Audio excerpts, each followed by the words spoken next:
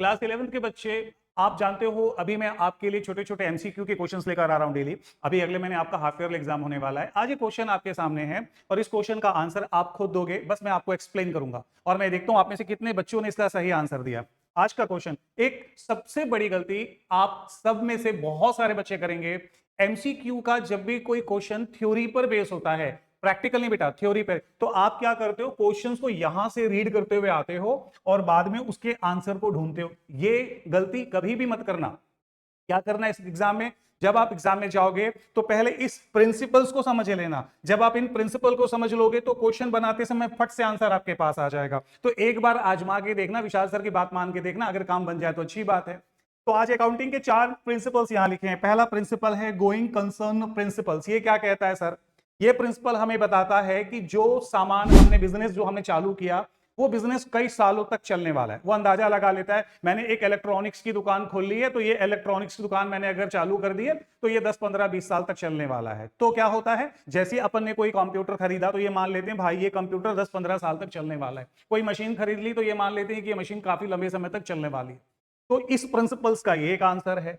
Second आ रहा है materiality principal. इस प्रिंसिपल्स में क्या होता है, ये प्रिंसिपल एकदम उसके विपरीत है। ये कहता है ऐसे खर्च जो मेरे बिजनेस को लंबे समय तक फायदा देंगे वो मेरे लिए एसेट्स है, और छोटे मोटे अगर मैंने कोई सामान लिया वो भी हो सकता है लंबे समय तक चले, लेकिन वो मेरे लिए छोटे छोटे खर्च है तो उसको मैं अपना एसेट्स नहीं मानूंगा।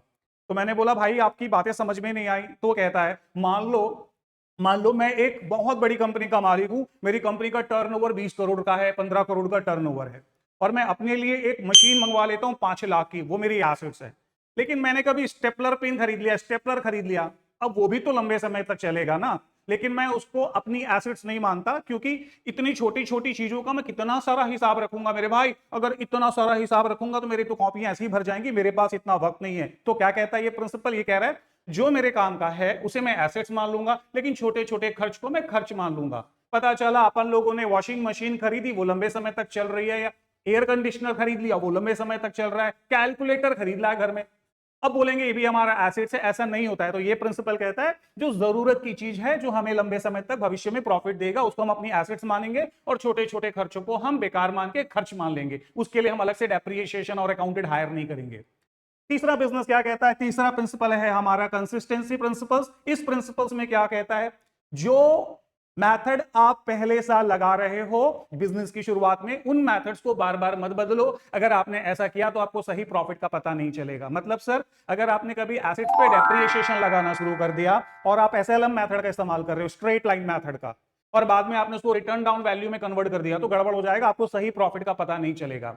तो ये प्रिंसिपल हमको बताता है कि जो नियम आपने एक बार बना लिए उन्हीं नियमों का आपको लगातार पालन करना होगा। और चौथा वाला प्रिंसिपल क्या कहता है बेटा, मैचिंग प्रिंसिपल। ये क्या कहता है भैया विशाल भाई, हाँ, जो जिस साल की आप इनकम ले रहे हो ना, हाँ, उसी साल के खर्च आपको उससे माइनस करने होंगे।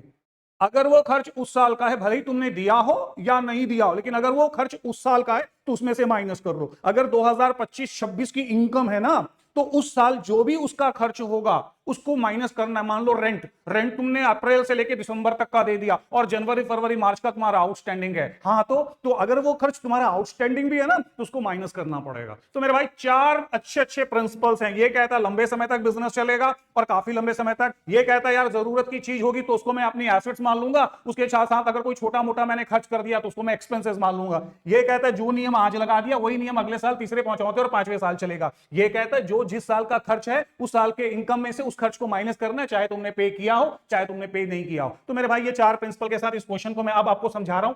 उम्मीद कर रहा हूं, देखता हूं कितने सारे बच्चे अपने एग्जाम की तैयारी बहुत सीरियसली कर रहे हैं। क्या क्वेश्चन है, रमेश है, उसने परचेस किया एक ब्रांड न्यू कंप्यूटर 50,000 का।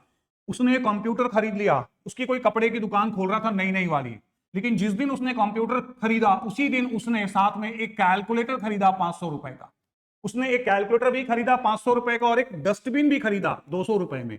तो कंप्यूटर बड़ी एसेट्स होती है, उसके साथ उसने एक कैलकुलेटर 500 रुपए का और उसने एक डस्टबिन को भी खरीद लिया। और रमेश इस रिकॉर्ड को अपने कंप्यूटर को वो एसेट्स मानता है। रमेश बोलता भाई कंप्यूटर मेरा एसेट्स है क्योंकि ये लंबे समय तक चलेगा, और जो छोटे छोटे खर्च किया कैलकुलेटर में और डस्टबिन में उसको वो खर्च मान ले रहा है। वो कहता है नहीं नहीं भैया कंप्यूटर तो मेरी एसेट्स है, बाकी दोनों को तो मैं खर्च मानूंगा। मेरा क्वेश्चन ये है मेरे शेरों भाइयों, जल्दी से बता दो इन चारों में से कौन सा मेरा आंसर आना चाहिए, ABCD। मैं वेट करूंगा, अगर आंसर सही आया तो भाई मैं आपके मैसेज को जरूर रीड करके लाइक करूंगा। बेटा भिड़ जाओ, जल्दी से आंसर देना शुरू कर दो।